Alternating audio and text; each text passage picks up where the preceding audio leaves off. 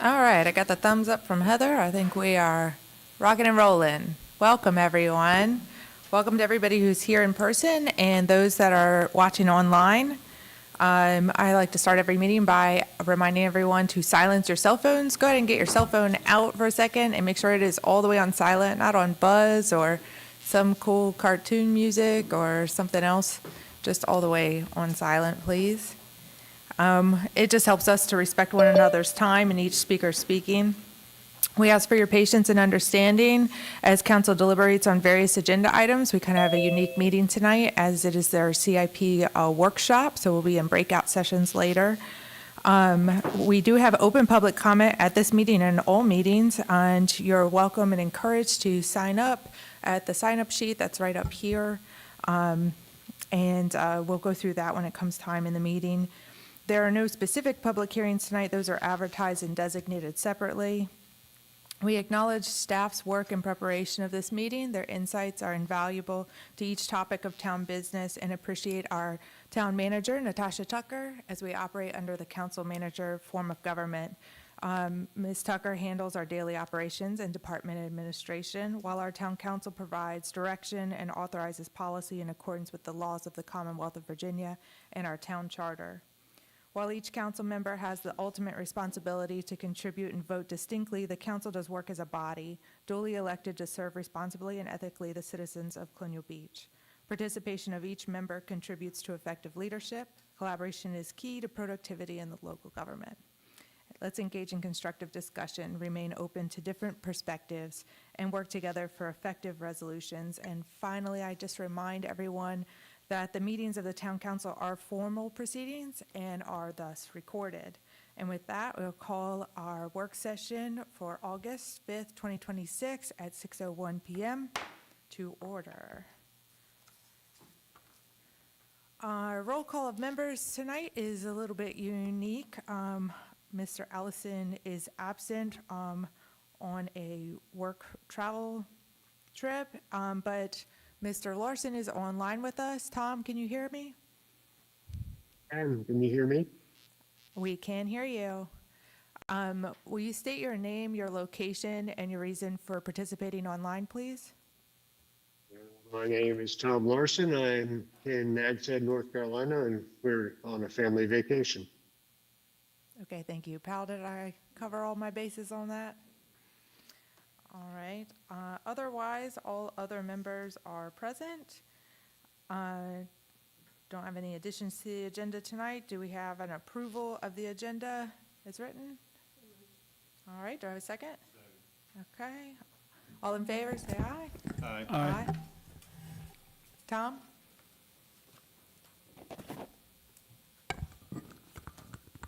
Get it? Aye? Yep, cool. And aye, any opposed? All right.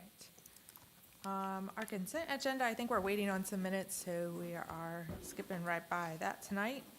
And moving on to our council member liaison commission reports. And I will start with Ms. Grandstaff on your side, is that okay? Yes.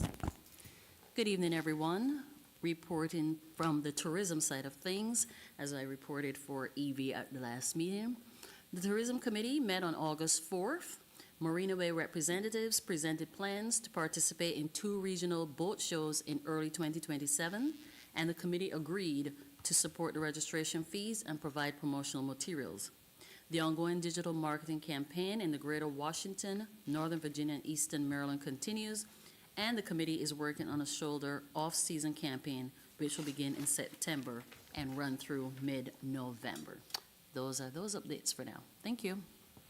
All right. Ms. Sanford? All right, good evening, everybody. So for NGOs, I just have one thing, same as last month, but from the Community Foundation, they are now accepting nominations for their Community Impact Award. That award is for outstanding, for Colonial Beach residents who've demonstrated outstanding service and a lasting commitment to the community. So if you have a resident that you'd like to nominate, please go to the Community Foundation website, and nominations will be are now until August 15th. Mr. Wood? Okay, let's see, we'll start with Parks and Rec. Continuing through August 11th, we have the Teeny Tiny Town Scavenger Hunt. So good luck finding your teeny tinies. The community game night is going to be August 11th at the community center from 6 to 8, and that's where the winner of the Teeny Tiny Town Hunt will be revealed. Coffee Walk has a new route. It's taking off from Love Bites, August 14th at 8 a.m. The Sip and Stroll is going to be the 14th, 6 to 9 p.m. World Photography Day is going to be the 15th, sunrise to sunset at the CB Creative Arts Center. The 11th Annual Water Festival and 46th Annual Rod Run to the Beach is going to be Saturday and Sunday, August 15th and 16th. And as far as the ongoing fitness programs, functional fitness is going to be, I believe these are all at the community center, crunch and curl strength training and hatha yoga. And as far as the planning commission, 36 permits issued in July, 4 driveways, 10 accessory structures, 4 single family dwellings, 5 short-term rentals, 3 of those are new, 8 tree permits, 1 home occupation, 1 cup, which was the small-scale roastery, 1 new commercial, again, the small-scale roastery, and 2 subdivisions, which were lot consolidations. We've received 120 short-term rental applications, and average days to permit 9 days and 58 walk-in customers, and that's it for me today. Oh, great. I'm going to skip past Tom and go straight to Mr. Williams. Tom said just announce his when I announce. Okay. Good evening, everybody. Just a few updates from the police department. I just want to remind everybody that this month's Neighborhood Watch meeting won't be held, but we are going to have one on September 24th at 6:30 p.m. The police department would like to congratulate Westmoreland County Sheriff's Office on another successful National Night Out event last night. Our National Night Out will be held on Tuesday, October 13th from 5 to 8. So still, if you didn't get a chance to attend the counties, you got at least another chance to attend the towns. And then also, just a reminder, please remember that school will be starting next Monday, so drive carefully, slow down, and be alert for children walking to and from school. And for those dropping off children or picking up them from the school, please be careful driving through the parking lot. Thank you. And then just, I wanted to let everybody know, because I was out of town for a few weeks. I never announced that I'm going out of town, so a lot of people probably didn't know. But just, I haven't had my email access since I left, and so I'm about a month without email. So if anybody's been trying to get a hold of me, I apologize for not replying back, but hopefully I'll have my email access back up within the next day or two. Thank you. That sounds like a blessing. I wish I didn't have email access for a month. Okay, just a couple of things on Tom's behalf. I will announce that tomorrow is the Colonial Beach Schools ribbon cutting for the new front entrance to the high school. That is at 2:30, and then following that will be open house for the school, for both schools, the elementary school and the high schools, where all the kids will get to meet their teachers and see their classrooms and get their school supply list and find out which bus they're riding and all that fun stuff, because school does start Monday. Can you hear my hesitation in my voice on that? Monday. Okay. And otherwise, I had a Comrail executive meeting this afternoon, and our next Comrail is hosted by King George, and that is the 26th at 8 a.m., and that is a group of, it's an executive meeting between King George, Westmoreland County, the town of Colonial Beach, Charles County, Indian Head, all together, so that we're collaborate across bases and across installations in support of our military partners. And that's all I've got for right now. So moving right along. Oh, I do have one other thing. There's been and I know if you haven't had access, you haven't heard this yet, but there's been some concern about some neglected properties, and so we will be seeing that on a future agenda. Pal is going to work that into maybe August, September. Okay, August. All right, September. So just, I was going to say, do we want to make a consensus of that? But Natasha said she'd already been working with Pal on that, so I wanted to make sure we said something tonight that is forthcoming and work in the works in the background there until we have something ready to present. Okay? All right, and that's all I've got then. And next up is our presentation. Are you guys ready? You're ready. From the Eyes of the Youth, our summer interns, Haley Smith, Noah Foster, Soraya Davis, and Olivia Cook.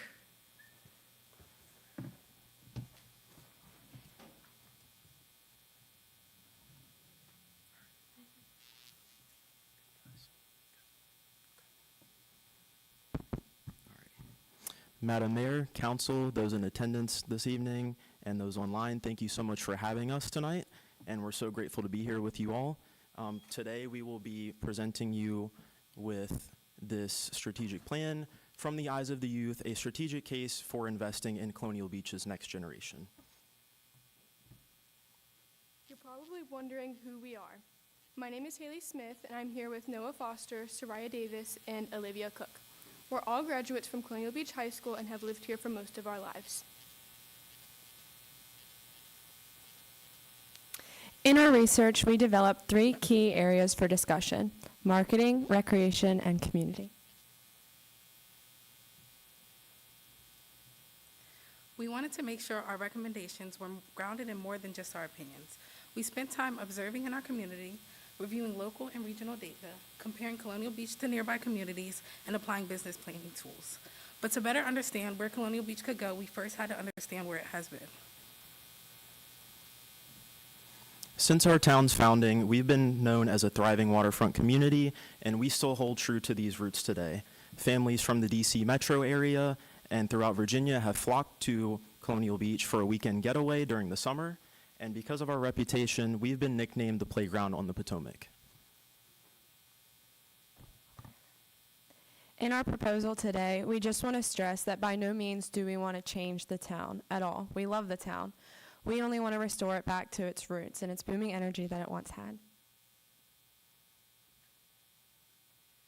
The first area we focused on was marketing.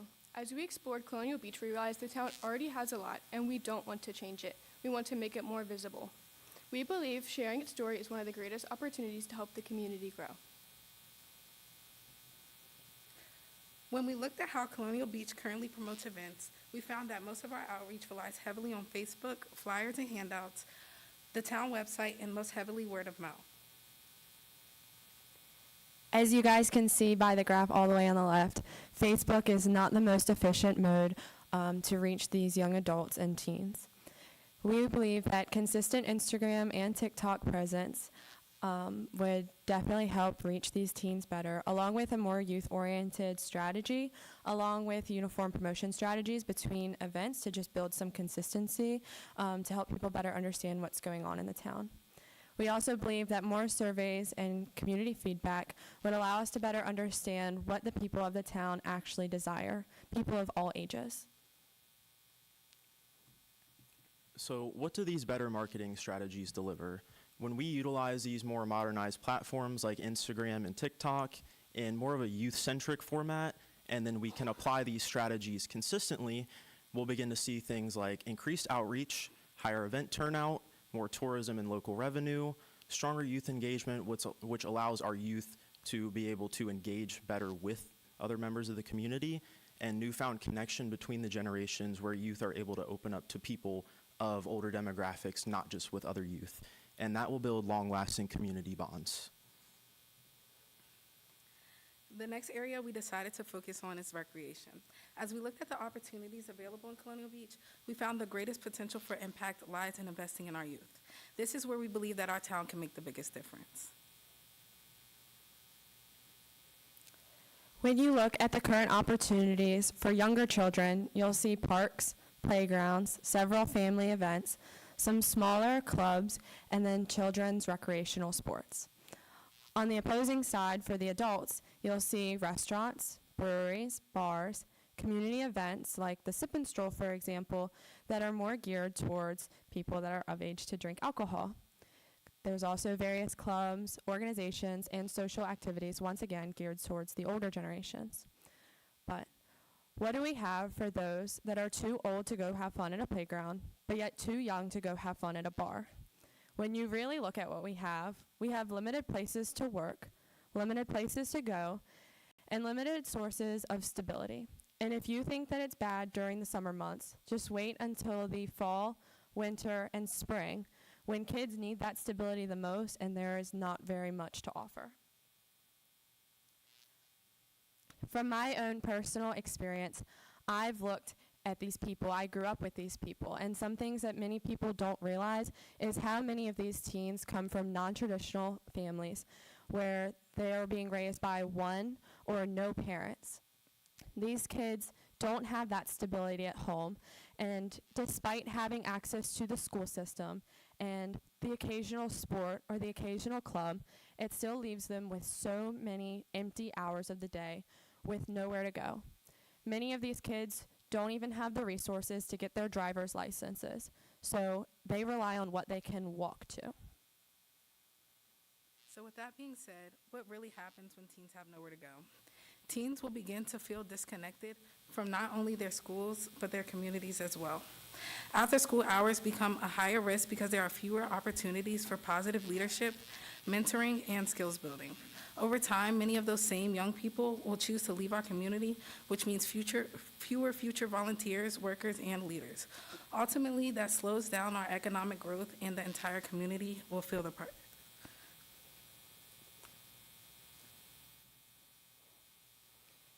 The youth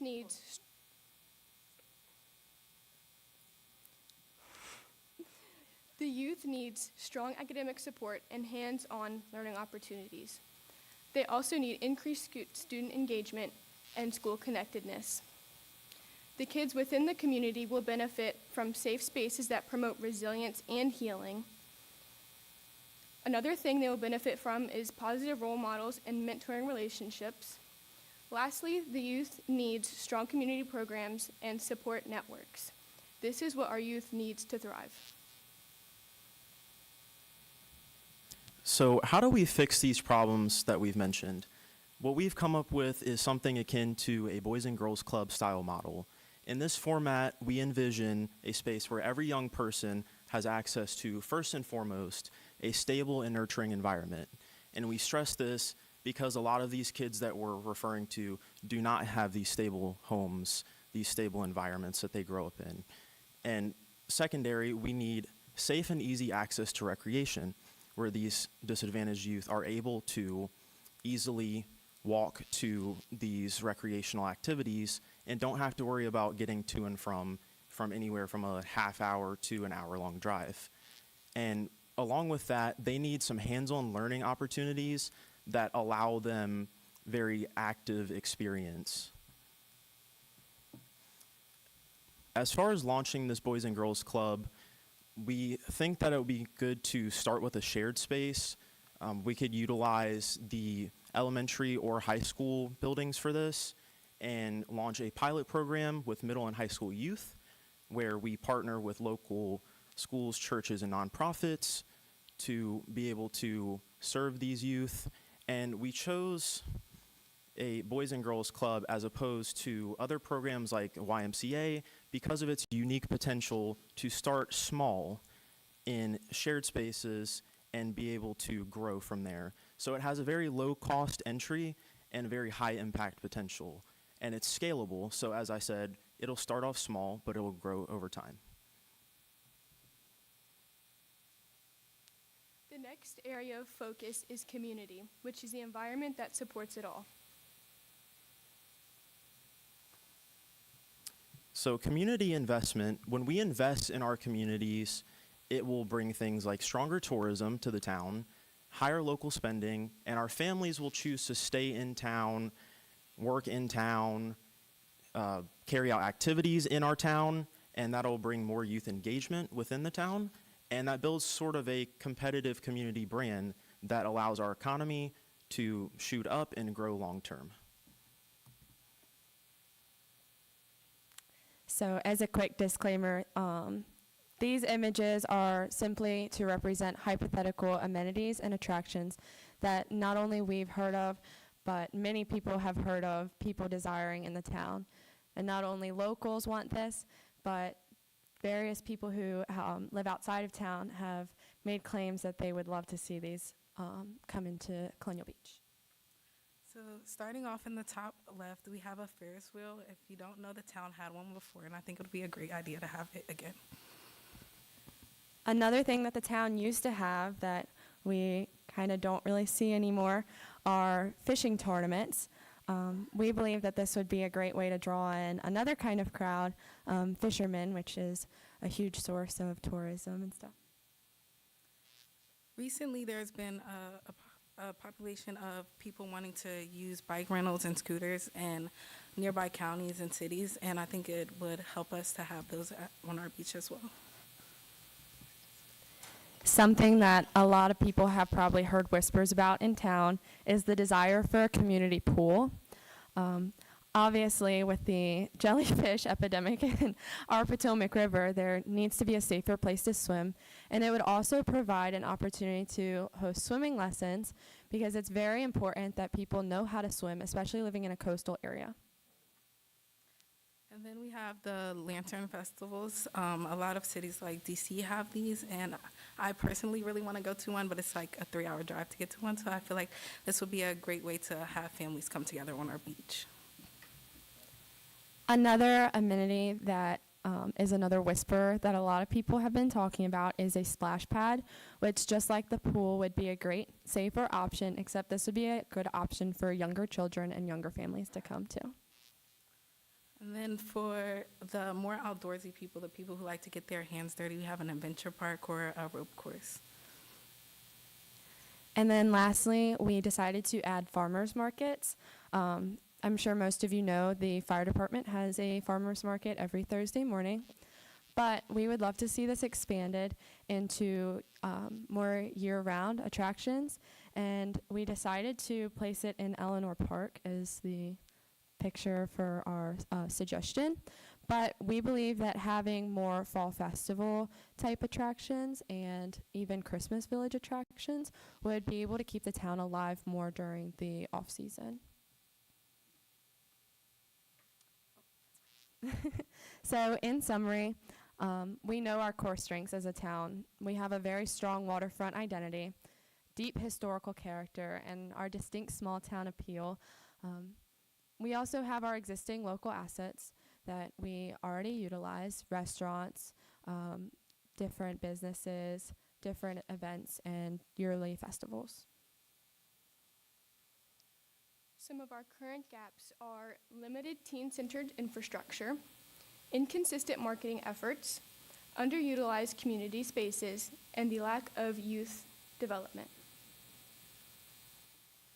A few of the key risks that we've highlighted in this presentation that we continue to see are just that ongoing youth instability, something that would not be extremely difficult to work on, and also the loss of youth talent and innovation. We also have, because of that, a few missed opportunities for economic growth. And some of our strategic opportunities would be to have that Boys and Girls Club or Youth Center, just expand our digital marketing just a little, invest into some of those amenities we were talking about, and just generally improving our aesthetics. In around 0 to 6 months, we want to see a foundation built for the town. We would like to explore a partnership potentially with the Boys and Girls Club and get that ball rolling. We also want to see a community needs assessment that will help town council and town hall and town government in general and our other organizations be able to better gauge the needs of the community. And we'd like to continue the pathway allowing our youth a direct channel to have their say by forming a youth advisory council, somewhere where younger people can just come and share their ideas. 6 to 12 months, we would like to see the startup of youth programs such as the Boys and Girls Club, strengthening the marketing strategies, and build social media brands. In about 1 to 3 years, we would love to see an investment into our community. We want to see the Boys and Girls Club expand, and we would love to see more annual events and festivals that appeal to all ages. And within the next decade, so 3 to 15 years, which I know is a long time from now, we would love to see a rec center that could potentially house a Boys and Girls Club. And if it is not specific to a Boys and Girls Club, we would love to just see a rec center that could be for the youth of the town. We'd also like to see some of those long-term investments into town amenities and attractions to build upon that aesthetic image that we showed a couple slides ago to turn that potential into a living reality. Thank you guys so much for your time, for your attentiveness, and for this opportunity to share our opinions and our voice. Any questions? Can we give them a round of applause?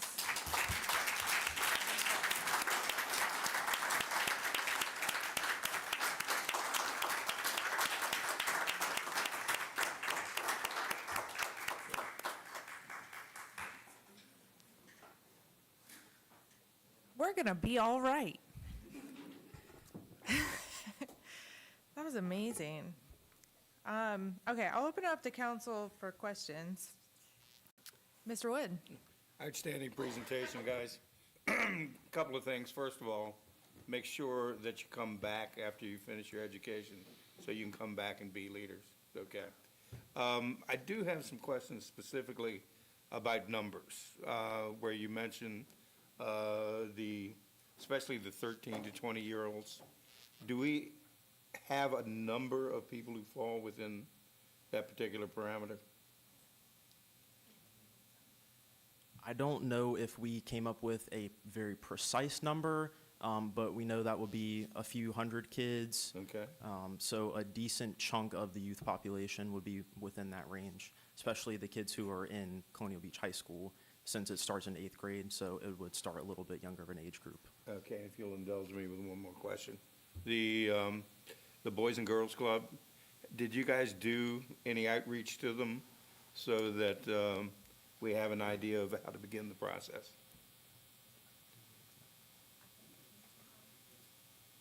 We did not do any legitimate outreach. We did a lot of research. It seemed to be the best fit compared to a YMCA or other organization like that because it is something that can start small. We do know that there is a Northern Neck Boys and Girls Club. A lot of people know that they tried to start one in Westmoreland, which is a half-an-hour drive from here, but that one did not last, so now the closest one is in Warsaw.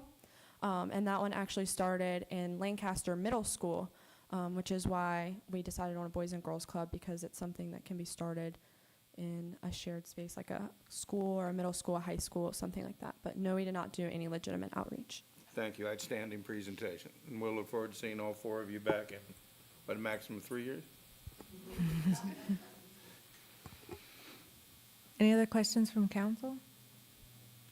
Mr. Williams? I just want to make a comment.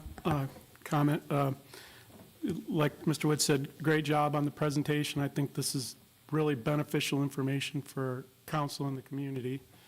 And I congratulate you guys on all the work you did to do this. It's obviously put a lot into it, and it shows that you guys are committed. So I'm not sure what council can do to help, but obviously I'm sure most of us would say we would support, trying to help you guys foster that in whatever way we can. So, like I said, congratulations, and I took some notes, and if you guys have information you can share with us, because I think some of what you gave to us will benefit us. I mean, it was definitely not surprising really, because I get a lot of comments as a council member how there's nothing to do for the kids here. People come here for vacation, and of course, I think people have commented recently things are slow, and it's probably because, like what you mentioned, the jellyfish. What do you do when you come here and there's no water to swim in? It's a flop. So, yeah, I think that's great information you guys provided. So thank you. Awesome, thank you so much. You guys make me proud to be a drifter. Thank you for that. I have a couple of follow-up questions from it. One, I think you did a really good job of highlighting that the gap is now 13 to 20. I think for a long time, it was 0 to 20, but we have really been hitting hard the younger age groups. Fortunately, we have Torrey Smith Park, which starts to gear a little bit more in that 13 to 20 age range, but obviously still some pretty serious gaps there. So, and thinking about what can council do and how can we follow up and just not let this be just a presentation that we hear tonight and are inspired by, but, you know, maybe to how does it fit into an actionable item? One of the things, I believe one or two of you all sat on the school board as a liaison member, as a student youth. You did, Olivia? And you had a second person too, right? Didn't? It was Zachary Papanikolaou. It was him and I, my Papanikolaou, senior yeah, year, yes. okay. And I was inspired by the school board doing that, and I don't know if council, we can bring this up at a future meeting, I don't have to make a decision tonight, but considering having a youth member, it's not a voting member, they're just someone that, you know, comes and participates, but the model that the school board did, I thought was good. Did you appreciate sitting on that board? Yes, I did very much. And I think that it was really helpful, not only for Zach and I to have the opportunity, but I think both of us agreed that we got to see real change in things that not only we saw, but our students, other students at the high school saw and talked to us. And we got to see real change out of that. I think that that would be very, very beneficial here. Yeah, so that's one concept to track and maybe have some follow-up on. I know the school year's just about to start, so, you know, give us some time on organizing that kind of concept. And the other is, of course, we struggle to get our own Parks and Rec, even a department or even an employee, and, you know, it is a single person, and you all have helped considerably as interns, which is a big part of our internship program, that you help support those things. In bolstering our Parks and Rec department with a part-time person that would be of a skill set to foster a Boys and Girls Club, is that the kind of thing that you think would pair well with this?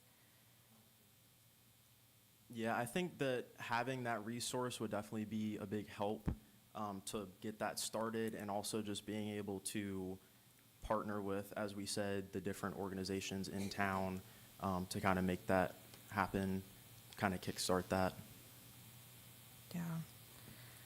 And I think a focus in on just that 13 to 20 age group, it helps narrow the scope a little bit, because otherwise it's like, how do you help everybody, right?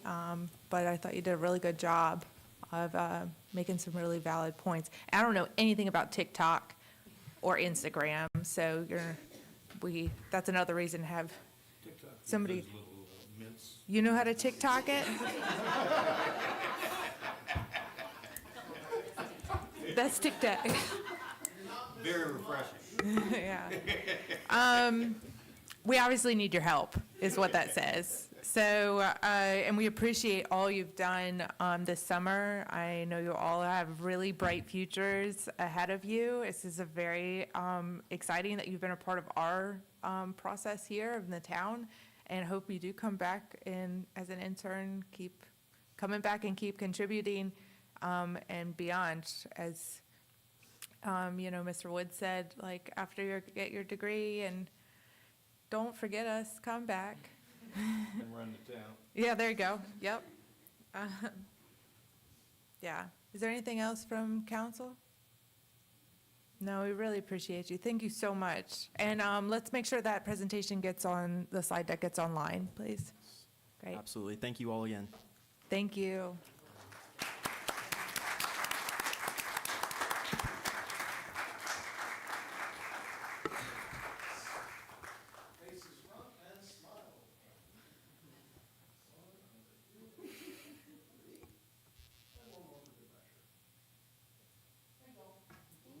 Great job.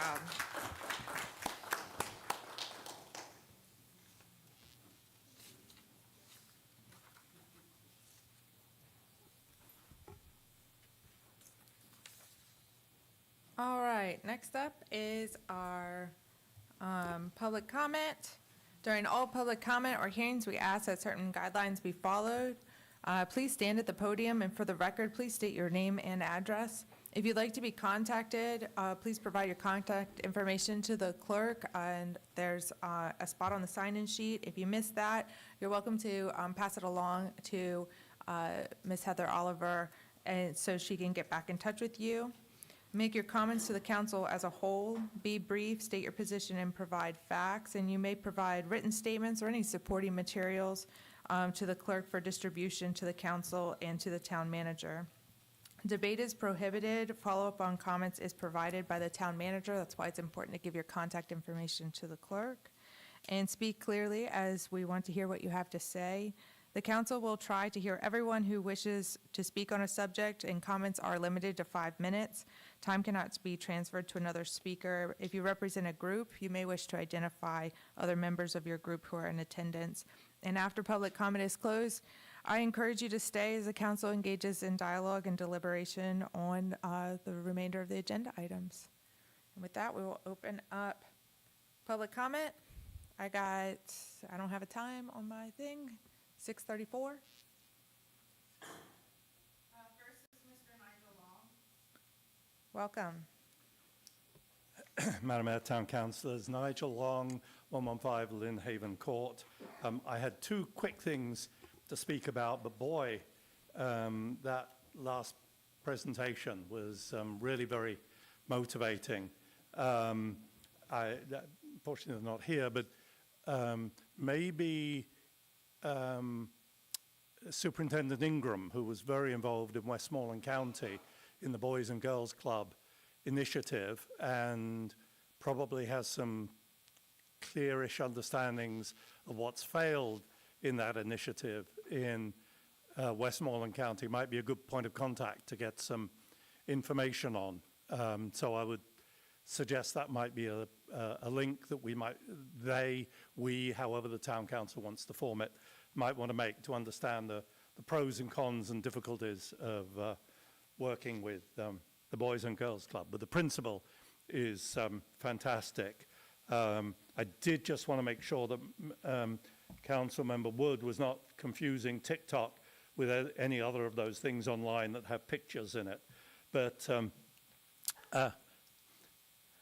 moving on from that, 2 quick things. You may well have read in the recent press about water systems around the country, primarily in 7 states, being hacked into.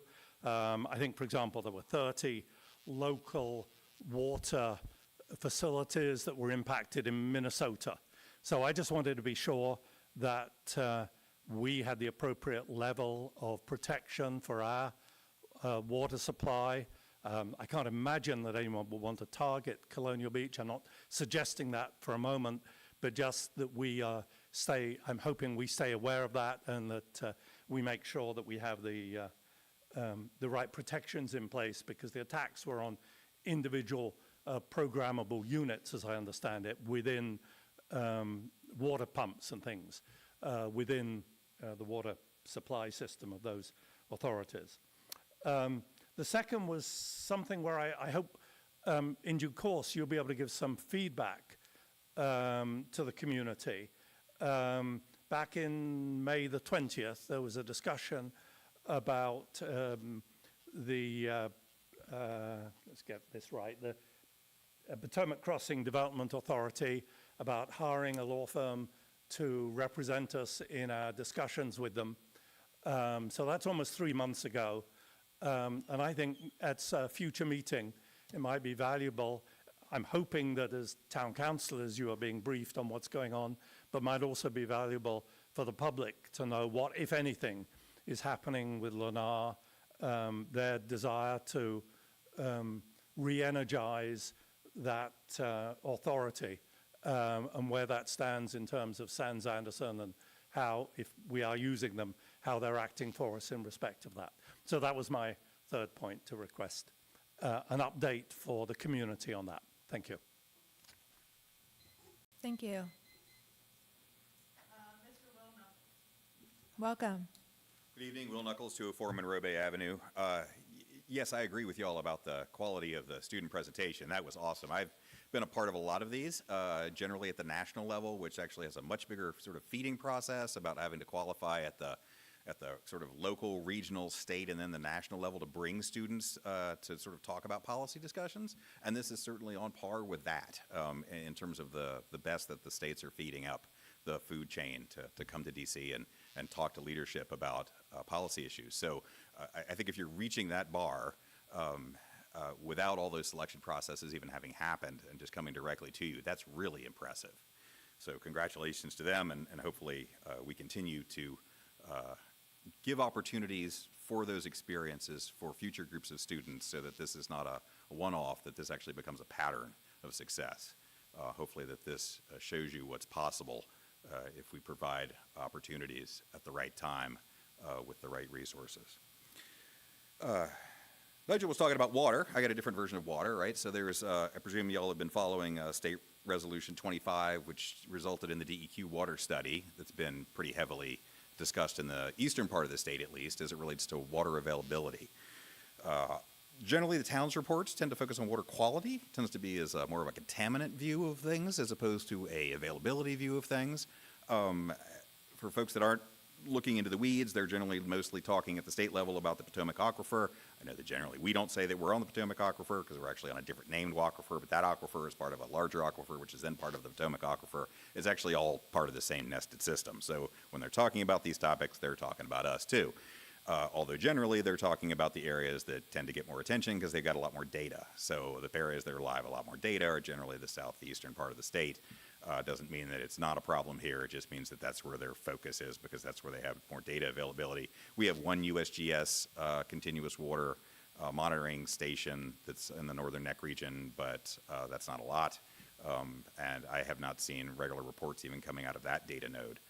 So it'd be good for you to look into that. And initially, I think, call on staff to say what their understanding is without further analysis of what our data availability is. It's also important that the state, as part of their report, they're actually asking for localities to take a closer look at just the topic, not generally, but also looking at ways that they might actually change their rules as it relates to development controls, as it relates to trying to reduce some of the impacts that relates. This is east of 95, by the way. It's not the whole state. It's actually the part that's the closest to the bay.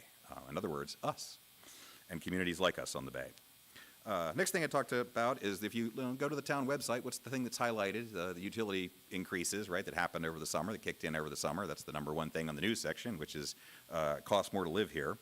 Hopefully you can dig a little deeper into some of your programs that are supposed to be helping offset some of that impact on some of the most vulnerable parts of our population. We do have a program. It doesn't seem to be used very much. I haven't seen a lot of digging into whether or not it's not used very much because people don't know about it, because they don't qualify for it. Not qualifying for it, by the way, relates to income, but it also relates to the fact that if you're behind already, you don't qualify, right? So you're really only talking about being able to get people in that just recently ran into a jam, but if you've been struggling for a while, it's kind of like a, oh well, I guess you're going a little downward faster with the new utility rates than you would have been going downward already. That doesn't really seem to be a program that's actually going to help protect these communities, much less get them back to sustainability. So I think some examination at a detailed level as to what's going on with the current program. Is it sufficient? Do we modify what we have? Or do we actually need other mechanisms that we don't have on the books at all right now?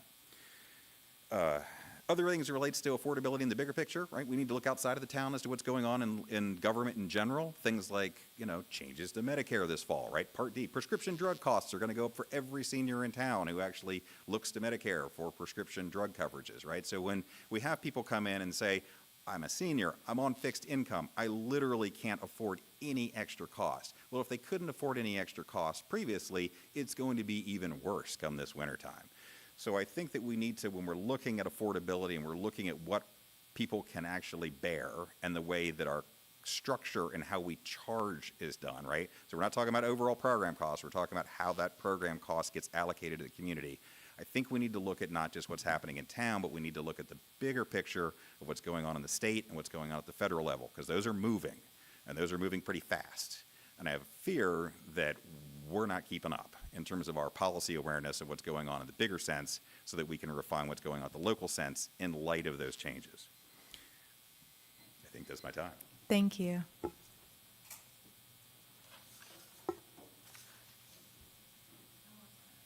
No one else has signed up. Would anybody else like to come up? All are welcome. Okay. We will close public comment at 6:43 PM.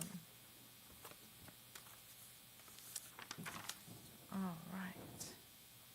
Next up is our CIP workshop. You guys want to take a couple-minute break, stretch out, and I'll get the board out and stuff like that?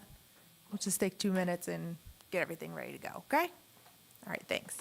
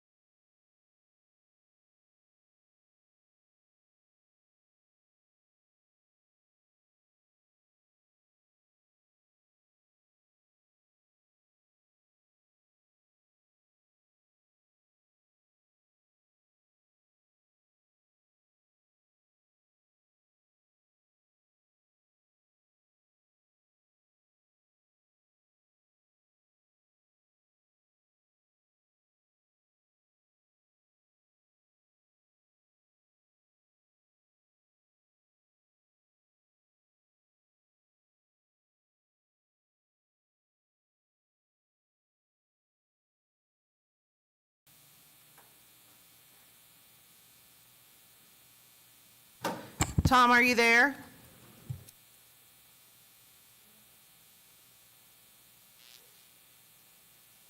I am here. Can you hear me? Pardon? Yes, we can hear you. Okay. No, he cannot. Tom, can you hear me now? Yes, I can. I do have it on. All right, I'll do my best I can, Tom. Just follow along as we can. Okay, so it's this time of year again. We're going to do our CIP workshop focusing on our FY27 CIP items. There's obviously a lot to do, a lot slated in FY27, and the staff needs some direction and some prioritization and also some path forward to create a plan and map that out and get things done. So like we did last year, I just like to start this with reviewing our strategic goals from January. Let's not lose track of that guiding light. This is kind of a good time to check in on things. And so our council retreat had some major themes to it out of the feedback then. And so I just kind of summarized them on the sheet up there. Core infrastructure, as we know, we talk a lot about wastewater treatment plant, sewer, water, stormwater, paving, sidewalk. That core infrastructure piece was a big part of the retreat and continues to remain a top priority and for, I feel like, the whole council, and that's what came out of that retreat. Economic development, that's really the Main Street program, downtown Colonial Beach, those kinds of things. Attracting year-round business, maybe the Marina Way initiative, all of that, right? Community identity and quality of life, that's about beautification, town appearance, signage, enhancing, again, year-round livability. That's also where parks, recreation, and events has come into play in a lot of the retreat discussion and still continues to play out as we think about these projects and moving forward. Funding and implementation, and that's one of the things we tackle a little bit in this workshop, is what to implement and how to get it funded, or how to send town staff in a direction to go get it funded in many different ways. And communication and public engagement, the organization's capacity and staffing, and risk, resiliency, and emergency preparedness. So I just highlight those themes so that they're in your head a little bit as you're thinking through the CIP items. Also, our last year's legislative priorities, this is 2026. I know we're still in 2026, but now we're in FY27, right? So our fiscal year started July 1. And our legislative priorities have been the wastewater treatment plant, which we are still working through state grant, DEQ funds, and also ARPA reimbursement through that. Community infrastructure, that's our roads and sidewalks item. Environmental resiliency and stormwater. Economic development and tourism items, that's a lot of grants through VTC and things like that that we use the state mechanisms with. Providing or emphasizing local health care. We're applying right now for that FEMA grant to hopefully get our rescue squad on Colonial Avenue. The school match was getting very exorbitant, and we were wanted the state to put that a little more in balance. That did kind of come a little bit more in balance this year statewide, but that's a statewide issue. And then broadband, which hopefully our new tower that's going to go up over here will also assist some with connectivity issues. So we've been working on some things, and I think some of those stuff you'll see some progress on. As we also think about the last year and going into the next year, I want to highlight the CIP projects that are anticipated to be complete or have been completed in this last year. And I just wanted all to pat yourself on the back just a little bit for getting these things done, because these are some of the things that got done. We did get a new trash truck. If you've seen it riding around, it is working hard every day. The beach rake and tractor to maintain the beach out there, a utility and plow truck. We did also accomplish phase 1 of the Eleanor Park improvements, which I just saw recently. The little rails and path entranceways are up. And the Azalea Park Playground is up and ribbon cutting done this last year. We also replaced some police vehicles, two police vehicles. We did the Dennison well abandonment, which had been slated for as long as I can remember on the CIP. I mean, 20 years maybe, that well abandonment, at least 15 that I can think of. That well abandonment was there when I was on the planning commission. So that's a great one to check off the list. And the generator upgrade on 3rd Street. Along with, of course, there's a lot of ongoing wastewater treatment plant stuff, but these are things that totally got done, they're off the list, and that's a great, big deal for our community. All right, so that was a little recap. So we're gonna get a gauge, like we did last year, a little bit. Think a little bit about the town, how the last year's gone, what you wanna see in the next year, and we're gonna ask for 3 words and a score, 1 to 10. You know, 1 being the worst, it's a dumpster fire. 10 being the land of Oz, I don't know, does that exist? And just give us a little bit of a rating of how it's going realistically, right? And I know last time, I think I had to start because we always get cold feet about this one. I'm gonna think for a second. 3 words and a rating. Jellyfish.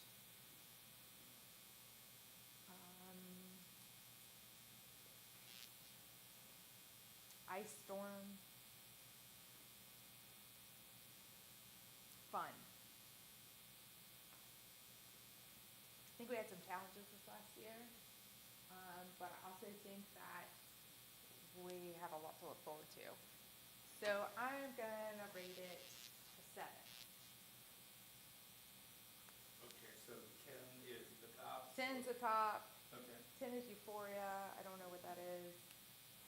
1 is, nobody would ever want to go there or live there. Yeah. Kick it off. 7 sounds just about right. I think town leadership is with confidence, I would say. And I'll stick to it. Okay. Well, I'm not sure if I'm 100% following. We're rating what, the CIP over the last year, the town as a whole? What are we rating? How you feel like it's going in town? Just how town's doing as a whole. And then what's the 3 words? Just, Any 3 words that make you think of Colonial Beach or how it's going? can I pass along somebody else while I think about this more? Sure.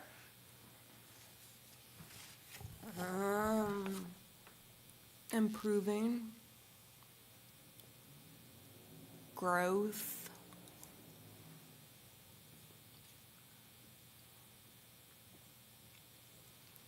I don't know a 3rd one. I got 2. And probably give it a 7. Yeah, I think we've done a lot and accomplished a lot.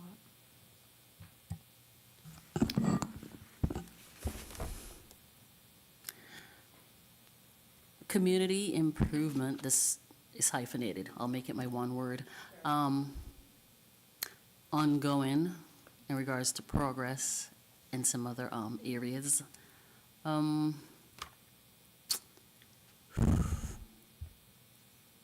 I'll be at a 7. I don't have a 3rd. Okay. I'll take 2. You want me to call on Tom, David, and then come back to you? Go ahead. Tom, I'm looking up at the ceiling as if you're up there, but, I'm looking right at you. okay. Heather's doing a good job with the camera. Okay. Let's see. So management, town management is all that hyphenated, like Lisa said. I think that's going well. Investments and planning, kind of, and I think I think I'm gonna jump on the 7 bandwagon. I think the trajectory is good, and we've got more work to do. Okay, thanks, Tom. We could hear all that. Appreciate it. Cool. David, your turn. Okay. Not so great at this, but, and I'm not sure, but steady, I would say. I mean, things are, rolling along. I mean, so that's a positive. No, I never have updates from the chief. There's no major, law enforcement issues and stuff. We had that little hiccup, earlier in the year, but that was, that happens. And, so I don't see any major complaints from the community as far as that goes. And that used to be when I was campaigning 2021, that was one of the big complaints. So I think challenges, I think, this town still has a lot of challenges. And so, I don't want to put my head in the sand and pretend like it's not that way. And if I'm being honest, underwhelmed. And it's not attack against anybody or anything. It's just government moves slow, government's very inefficient, and people get impatient, and we have a lot going on in this town that just needs to be resolved, the infrastructure, the roads, all the stuff. So I guess I'm a little impatient. I want to see things moving a little quicker, but and as far as rating, I'm always a harder grade, so I'm say 6. Okay. Well, I think all that was really good feedback, and just a time to reflect on that as we think about FY '27 items that are on the list. As we know, the CIP is a 5-year forecast. Some of the projects that are on our CIP are not going to be in the discussion tonight because they don't have any funding required to them in FY '27. Everything we're going to talk about tonight does have a funding allocated to this year. And so if we do not find a way to fund it or prioritize it, we are pushing it off. That's the reality of the situation. There is some good news after this. We will have if you looked at the resolution in your packet ahead of time, that is for some CIP funding from the CIP policy that we implemented. So we have something to think about and consider with that. But I'll get right into the exercise. So, as we know, everybody has to pick a project, and staff and council all participate. So, come on up.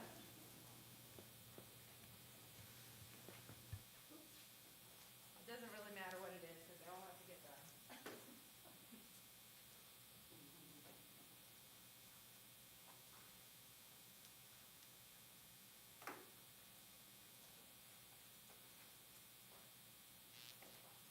And Tom, I'll pick your project for you.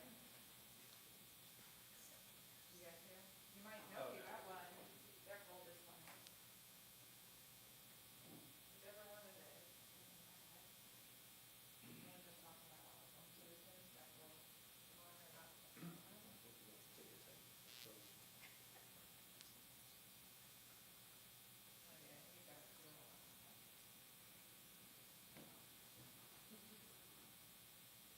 All right, I got one for you, Tom, and one for me, and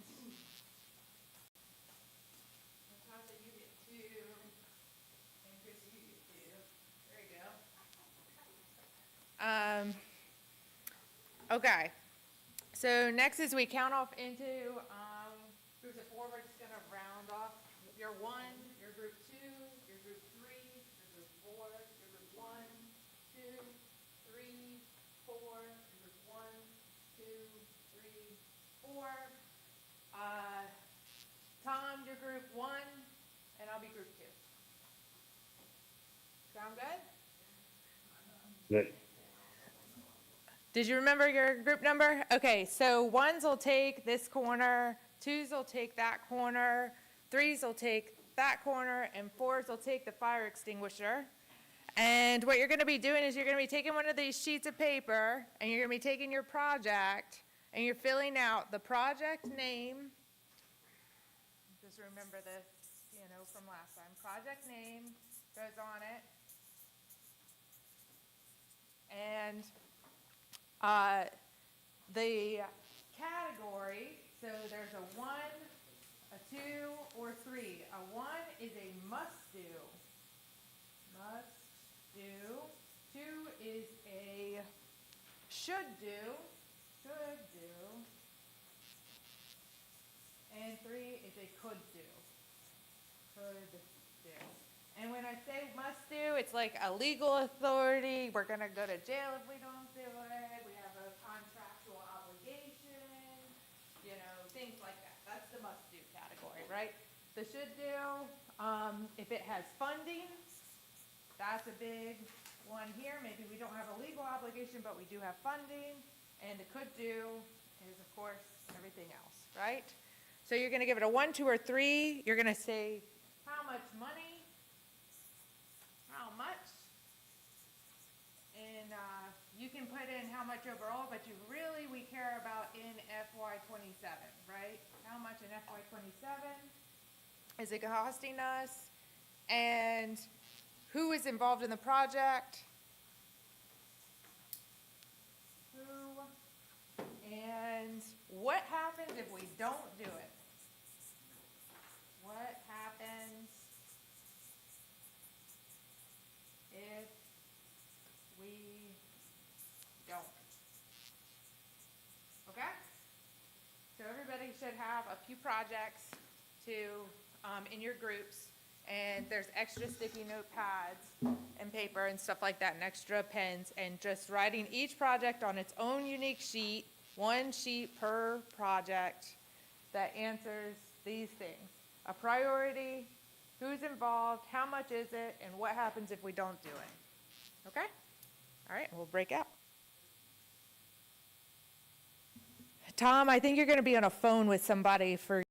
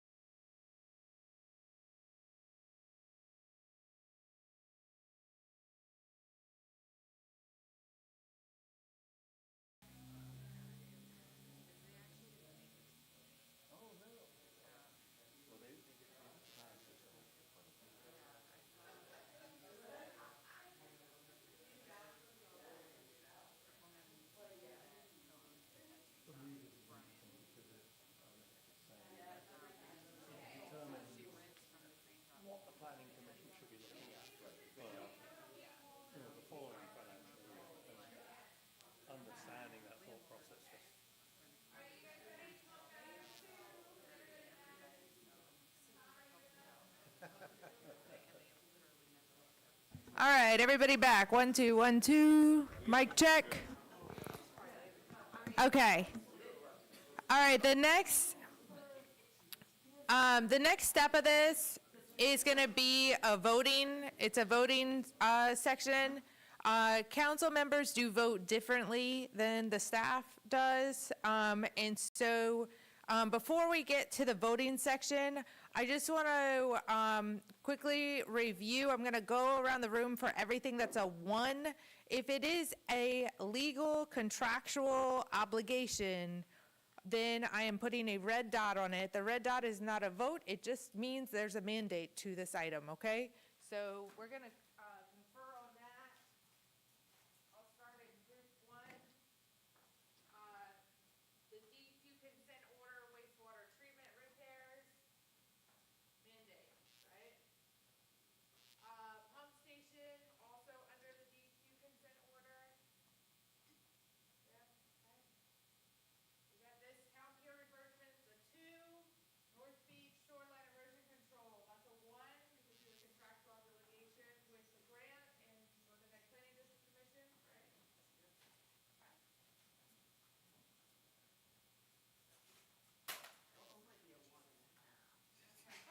Joint Avenue extension, we have the grant with VDOT already. We have an agreement with them. I think there's next steps. 1 or 2? Last year, we voted that like way down on it, and now it's like. We didn't vote for it, didn't have funding last year. It wasn't on FY '27. It wasn't on the voting sheet last year. Bill, we still need like $1.5 million or a couple $1 million to vote for. Over 7 years. Over like 8 years. It's 337 for next year. They're about to say it over 8 years. Yeah. 327 this year, this is the 73 in fiscal 30. It's actually carried on even 1 year beyond this CIP, so the total figure is on the sheet. Right. 1.2 million, but that's not all. Right now, in FY '27, the obligation is $327,000.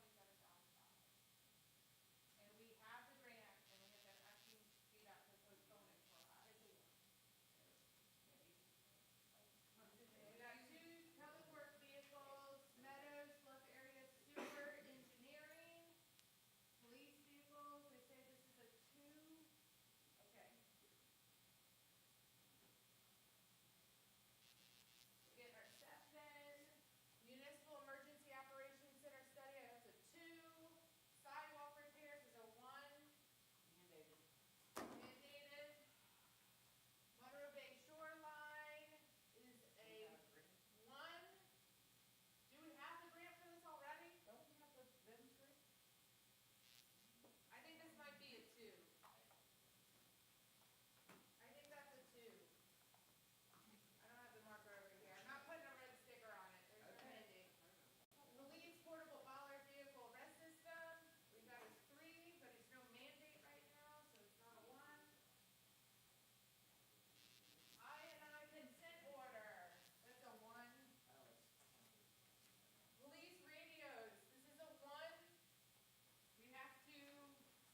County's changing their system, yeah. All right, I'm putting a red dot on it.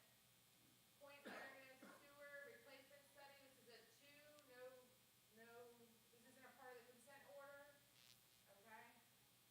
Beach riprap and nourishment, I got a 1/2. This is a 2, there's no legal or, it's a 2. Okay, so it doesn't have a red dot on it. All right, so the projects with the red dot obviously signify that. Consider that in your next portion of voting. So council members, you guys might remember this, you only get 2 yellow dots. The 2 yellow dots are your top 2. You only get to pick 2. Yellow means those are the top 2 things that you want to make sure get done, paid for out of the CIP this next year. Okay, but clarify for us, if they already have the red dots, that's already, we're not using one of our 2 votes on that, correct? You can or cannot, that is up to you. That can be a part of consideration or not. I'm just, Not because if it's amended already in progress, so red is off the table. you can choose to put your dots wherever you want on any of the sheets of paper. That is your decision, okay? Everybody understand that part? There are 2 yellow dots. Now, blue dots, there's 6. So this means you like it, you're in favor of it. Now, we have 16 projects up here, and you only have 6 blue dots. So use them wisely. Yellow, more important. Blue, next important. Yes. Forgive the product of a public school education. Uh-huh. So if we had red dots, but I don't want to see, for instance, since they're mustard, Uh-huh. okay, if some of us interpret the yellow dots as the red dots are already done, there's nothing to vote on there, right? Then we can use our yellow dots for those things that don't already have red dots. The red dots have a contractual legal obligation. You can put your dots wherever you want. I fully understand what your question was. Right. Okay.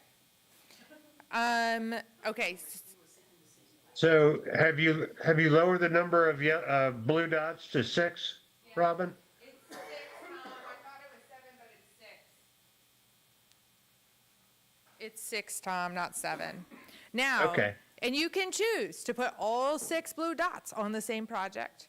You can choose to put a yellow dot and a blue dot on the same project. You see what I'm saying? You put your dots wherever you want to put your dots. You can be strategic about it in that way. There's other ways to have strategy about it as well. All right, and Tom will come back to you once we get going with this, okay? Just a couple things. I think I'm Yes. going to send them to you, Robin, because otherwise you're going to be bouncing all over the room trying to keep up with my list because I don't know where the papers are. I think that's totally fine. Yeah. Makes sense. Yes, Mr. Williams? So you're saying that yellow is the number 1 priority, and we want to get 2 of those, and then the others are just what? There's still, you're voting for it, it's still a priority to you, but the yellow is your most, Okay. right? I'm just not sure I understand the whole anonymous part of this. Like, shouldn't the public know what we, as their representatives, You're are welcome to label supporting? your name next to it if you'd like, but we act as a body in the end, and so I don't think it really matters whose dot is wherever whose dot is. We want to Really? know where the body is having consensus, right? But you're welcome to label your dot. It's easier to cut these from the dollar store than it is to print out individually labeled name tags, so that's all. Make it easy, don't overcomplicate it. Okay, and All then right. also, what if we don't agree with the reds, like I said, last year, Dwight Avenue was a low priority, and now all of a sudden, it's risen to the top. Last year, Dwight Avenue was not on the sheets of paper on the wall. Yes, it was. It was not. Are you sure? I'm almost positive it was on there. For the June 5th meeting from last year, we only did the FY '26 projects. And I also, in your binder, put last year's CIP that has the list of the FY '26 projects, and Dwight wasn't an FY '26. Okay, There are 3 other projects to this point, though, that are not up here, that are on our CIP. And they are not up here because there is no FY '27 fund requirement, okay? So just, because that may happen again next year, the same conversation, right? So there are other projects that are not up on these walls right now, and that is because there's no funding requirement. What we're trying to do is bridge a 5-year plan into an actual fiscal year budget, right? So we're trying to cross that bridge a little bit and give direction. This doesn't have to be a debate about any of these specific individual projects. This is giving direction for the staff to make priorities about how to bring you back in specific information about each project, right? So this is right now, we're talking at top level, right, management. This is where we are. When we get to actually working through each individual project, there will be specific project presentations and ways, we'll have to tackle them all in more detail, obviously, right? Right now, this is just high level, okay? okay. All right, and then green is staff, so staff will each get one, and you guys can put them wherever, however you like.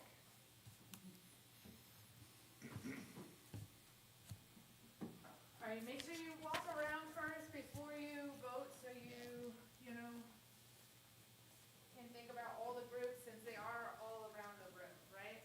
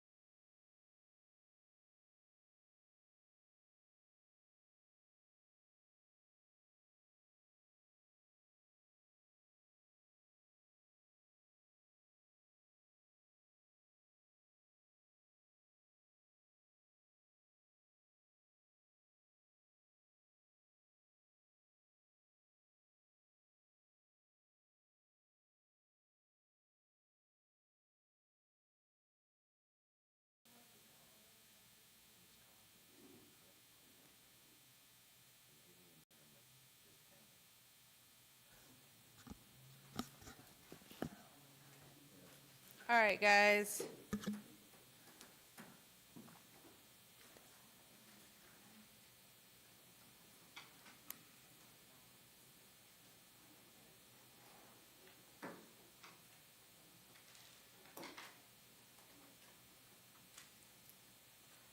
All right, so last year, at the end of this, the kind of looking around the room, it does look like, to Lisa and Rick's point, that a lot of people know the red ones are mandatory, and so, like, I know both of the wastewater treatment repair ones that are over there didn't get a lot of stickers, but they have that red dot on them, and we know we have to do them.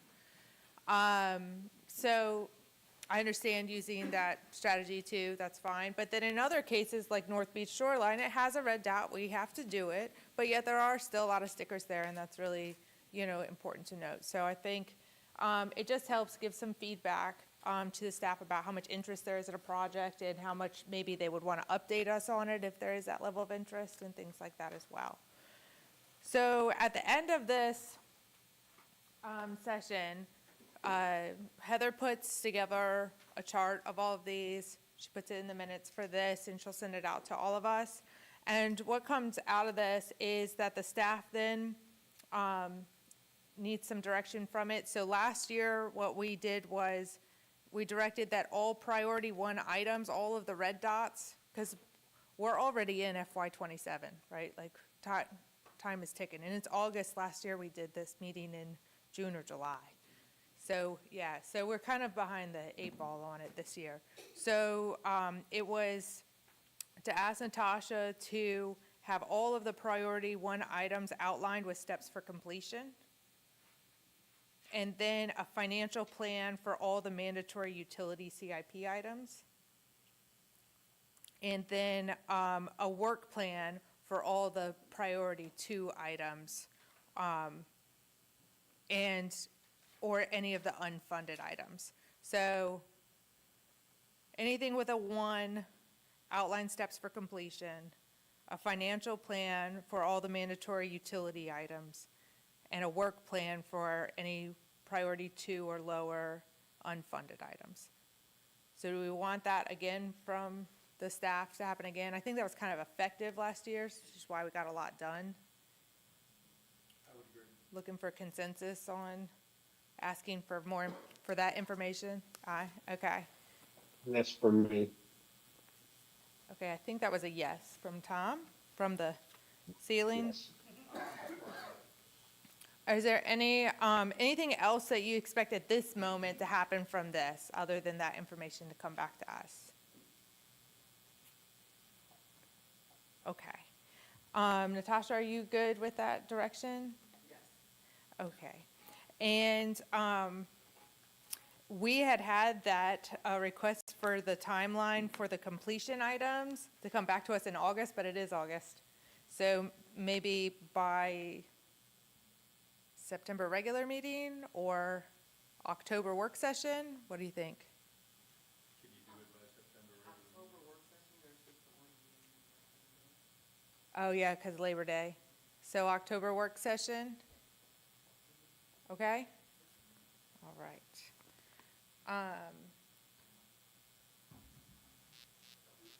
All right, any other comments or feedback before we move the meeting forward? Okay. We only have one other thing on the agenda, so I'm just going to knock it out and then we can clean up. And that is the resolution for the transfer of the general funds to the CIP funds. This is the CIP policy that we implemented last year, where the unused fund balance and reserve comes over into CIP.